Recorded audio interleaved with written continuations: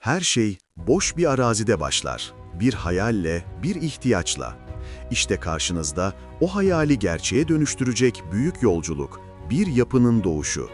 Bu belgeselde bir avuç topraktan sıcak bir yuvaya veya modern bir binaya uzanan adım adım nefes kesici inşaat sürecine tanık olacağız. Temel kazısından kapı zilinin ilk çalışına kadar her aşama titizlikle planlanmış bir mühendislik ve zanaat şaheseridir. Hazır mısınız? İnşaat başlıyor.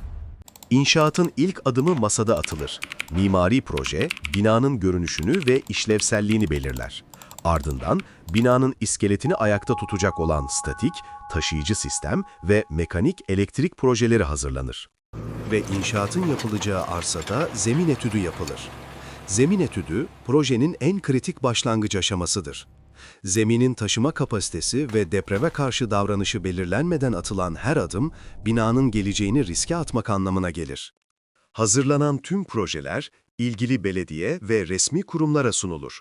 Yasal izinler, yani yapı ruhsatı alınmadan tek bir kazma dahi vurulamaz. Ruhsat alındı, sıra geldi zemine. Önce kazı, yani hafriyat yapılır, temelin oturacağı seviyeye inilir.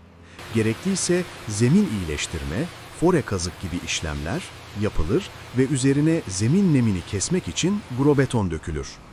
Binanın kalbi olan temel için su yalıtımı, yani bohçalama yapılır.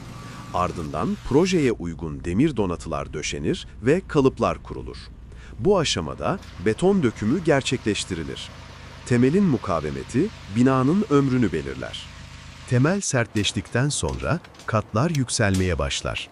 Kolon, kiriş ve döşemeler sırasıyla yapılır. Her kat için kalıp kurulur, demir donatı bağlanır ve beton dökülür.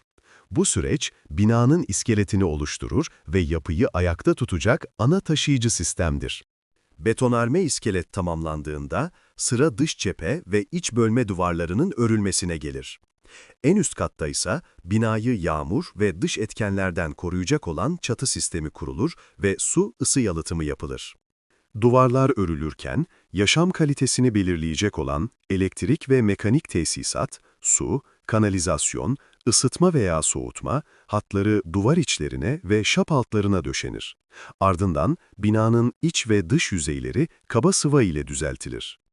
Dış cephede enerji verimliliği için mantolama, ısı yalıtımı ve son kat kaplama, boya, kaplama malzemesi yapılır.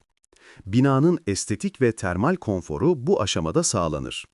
Zeminler için son kat kaplama, yani parke, seramik için uygun şap betonu dökülerek düzleştirilir.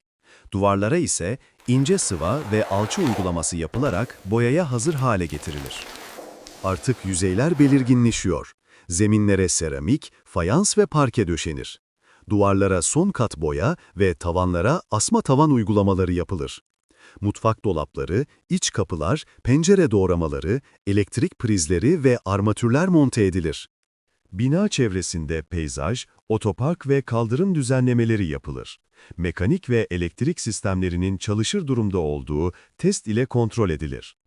İnşaatın tüm kalıntıları temizlenir. Yapı kullanıma hazır hale gelir. Son ve en önemli adım, iskan belgesi, yapı kullanım izni alınır. Bu belge, binanın projesine uygun ve güvenli olduğunu resmileştirir. Ve işte o an. Aylarca süren emek, planlama ve zanaat bir araya geldi ve ortaya bir yaşam alanı çıktı. Bir yapının doğuşu tamamlandı. Bu sadece beton ve demirden ibaret bir yapı değil.